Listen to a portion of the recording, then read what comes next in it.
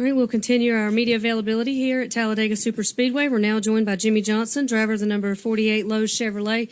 Jimmie, obviously, there's probably no better person than that performs in high-pressure situations than you. So talk a little bit about your quest for the NASCAR Sprint Cup Series and your chance to elevate to the next level of the eliminator round of the chase, and your thoughts about being here at Talladega this weekend.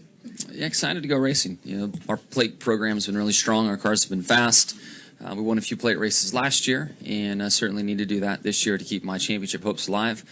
But, you know, when I reflect back on the chase so far, you know, certainly not the speed that we've wanted in our cars, but I think we've, been, you know, based on the majority of our performances, have kept ourselves in the mix. But we had two bad races, and two bad races would have eliminated me from any opportunity to win a championship in any chase format. So I feel like I've got a third opportunity this weekend, and granted it's a tough one and a lofty goal. You know, there's many other guys out there with the same goal, not only from a chase situation but also trying to you know, win a race this year. So I've got a lot of work ahead of myself and this team this weekend, but we're ready for the challenge, and we'll go out there and get to work and see what happens. Okay, we'll open it up for questions for Jimmie. We'll start with Jerry up front, then go to Ed and Jared. Jerry Jordan, kicking the tires. The buzzword has been intensity for this chase so far, but this track has been chaos and heartbreak talking about leading up to this. If you give any thoughts of that with where you're sitting in the points overall, and also reflect on last week after the race. Yeah, the intensity here, we've seen races very competitive and aggressive. We've also seen races where the lead group of cars decide to ride around the top and makes it a single file race. There is no rhyme or reason why that happens, so I think it's hard to predict what the race will be like. I can promise you, though, with four guys needing to win to transfer, that at the end of the race there will definitely be some racing. It might just be us four at the bottom trying to find our way around or in a different lane trying to get to the front, but you know, there's at least four that have, you know, a really big reason to take chances and to be aggressive and to win. Plus a lot of other teams that, you know, with this race being so equal for so many, you know, chance to win their career, whatever it might be. So I would guess that it's going to be an exciting race, but again, we just don't know until we get out there. Okay, we'll take our next question from Ed. Ed Hinton, ESPN.com. Jimmie, considering your circumstance, does this change the way you have raced Talladega ever? Is this going to be you've had different strategies to run this race. Does this make it different than ever before? I've put a lot of time and thought into my approach for this weekend, and there really isn't a clear vision on how to make it work. You know, racing for it can get you in trouble. Riding can get you in trouble. If you ride, at some points you have to go to the front, and with this rules package, it is much more difficult to get track position. And it seems like with 4 or 5, you know, maybe 3 pit stops to go, you need to have control of the race and maintain it. So, or at least be in first or second and have a shot to be the head of a line, and to give yourself a chance to win. So, you might. I don't know. I don't know, to be honest. I think being maybe cautious early will buy you some time and maybe keep you on the road. But from the halfway point of the race on, you have to fight for track position if you want to win. And also, could you comment on where you and Chad are at, considering all the hoopla last week? Is it worse than ever? Where are y'all at right now? Frustration's high, for sure. I mean, you know, Chad and I in our relationship, you know, we've had these peaks and valleys.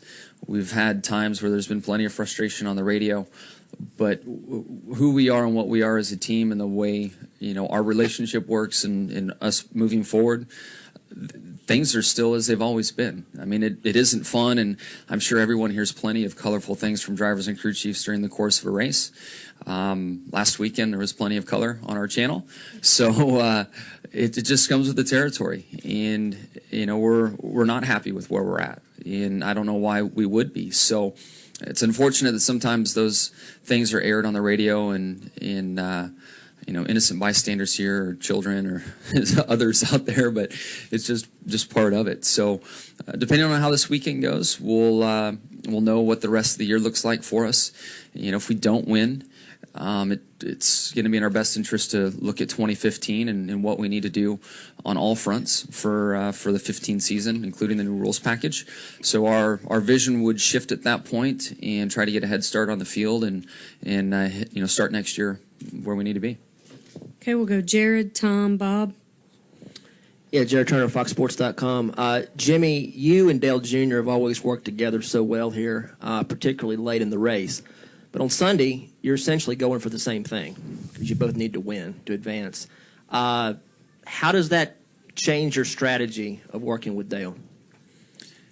This rules package really limits the amount of working together that takes place on the track. When we had the pushing rules, it was much easier to work with a teammate. Now it's just by coincidence you end up around one another and can help each other. And at the end of the race, it doesn't matter if it's Junior, my mom, anybody. I've got to win. And my quest to win a 7th championship is the thing I'm most concerned about. So and I know my teammates are going to think the same way and have the same approach. So we're out there to win for our teams and for ourselves to move on and have a shot at a championship. Okay, Tom and Bob. Hi, Jimmie. Tom Jensen, FoxSports.com. There's nobody who's locked into the next round except the 4 and the 22. Everybody else on points, the margin is somewhere between 26 in and 26 out. For the guys who are in the top 8 but not locked in, is there any safe haven for them, anything they can do to stay in, especially with you guys charging so hard from the back? Yeah, they can ride. I mean, you can literally ride in that second group and think of a 15th or 20th place finish and see what happens. I mean, I've been in that mindset before, and man, it's tough on the patience. And fortunately, it did work out where there were cautions at the end, and I was able to finish better than that. But there's a chance that you don't have a lot of cars taken out, and you're 26th to the good, and you finish 30th, riding in the back group, and now what? So I guess that in that alone is where the interesting part of this weekend will come in how people decide to play their cards. We'll make one big part of the story, but at the same time, we've seen single file riding here and we've seen 5 wide racing, and I don't know what creates single file and what creates 5 wide, but we'll just have to see how it all plays out. Okay, we'll take our next question from Bob, then go Jenna, Claire, Marty, and Alan. Bob Hocker, Sporting News. Usually when you and Chad argue, there's a great pit call at the end and you're in the top 5 and you're all kind of laughing about it. Last week, maybe the pit call kind of stymied you a little bit. Is there any sort of feeling like that maybe this season just kind of has just slipped away from you guys or just isn't kind of meant to be? Yeah, in certain respects, we've struggled probably for dominance or the fastest car than most years. I have to think that 2005 was a similar year. I look at 2011 when Tony won and Tony and Carl had that awesome battle. We were, I think, slower than we've been this year. We just didn't have any pace, and we're really frustrated. So I know it's quick to easy for some to react quickly and say, "Oh, this is the worst they've been," and things are so bad. But we've been here before. We don't like it. Nobody likes it. But we'll obviously keep working hard and try to find our way out of it. And past history shows that we do. I think we're in good position to finish well last weekend, although I'm not sure that would have changed much. Granted, it would give us a much better position on just a great finish here. If we'd run the top 5, it would open our window of opportunity to transfer. We'll just take our lumps and go. That's all we can do. Okay, we'll now go to Claire, then Marty and Alan. Claire Belang, Sirius XM NASCAR Radio. What about the form of qualifying that we're going to see tomorrow? And, qualifying has always sort of not meant that much here. Does it mean a lot here for the particular format of the chase or any different than it was before, even with the different format?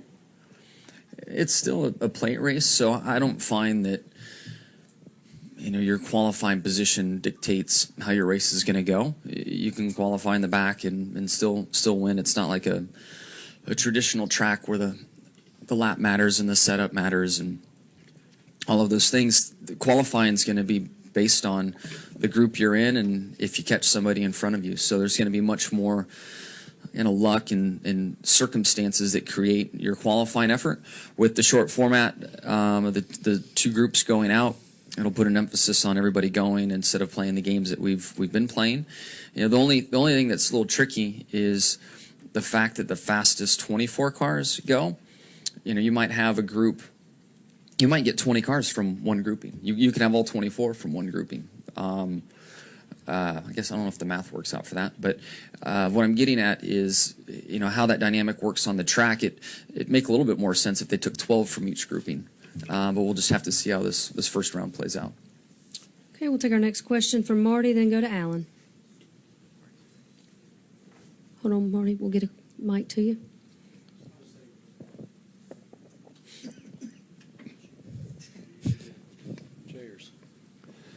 Hey, Johnson. Marty Smith, ESPN. What did you think of that mess after the race last weekend? I know you bolted, but from what you've seen, what was your reaction to NASCAR's decision in the aftermath? And secondly, what is the driving corps' perception of Brad Keselowski? The driving what? Corps. That would be you and your fellow drivers. Like core of people. I see. Sorry. Your southern accent may have tripped me up a little bit. I'll keep working on it.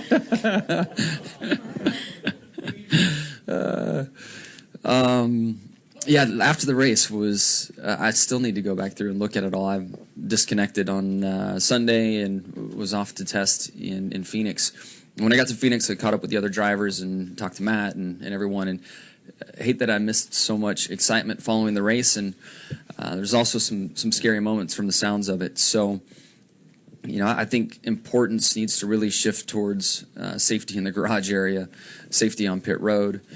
Those are two environments that there should be no exceptions on, and NASCAR's ruling shows that they're serious about that, and hopefully, it keeps those areas safe. On the track, Brad's always been a tough racer. I haven't had any recent run-ins with him. I think that he's in a position he doesn't want to be in right now, and along with a few other guys. And when you're in that position, it's hard to hit the 100% mark. Sometimes you end up at 105, 120, and you start doing things that you might not want to do, or make little mistakes that cost others. And with the intensity being so high, and other chasers being affected by it, that you have the situation that we do. But I feel that Brad is very well respected for his talents on the racetrack. And people get upset, people get frustrated, and stuff happens. And I think it's all by design. We have this format and this elimination process for a reason. So it is living up to the hype that it was intended to. But, on the track, again, I think that Brad is well respected for his talents. I think he's given a hard time by many in the garage for being so outspoken and other aspects of, the whole thing of racing. But certainly on the track, he's a wheelman. He gets it done. Final question, Alan. Alan Cavano, NASCAR.com. Jimmie, can you remember the last time you were in a situation where really nothing else mattered except winning? And does that take any pressure off you on Sunday? Talladega takes a lot of pressure off of a driver until race time because not much you can do. So I'm trying to think through in my mind if I'm any different because it's Talladega or the situation we're in. In recent time, I go back to racing Denny for the championship in Homestead, knowing that was one of his better tracks, and felt like I had to go down there and win the race to win the championship. They had some trouble and it changed that, but the build up to that event was similar.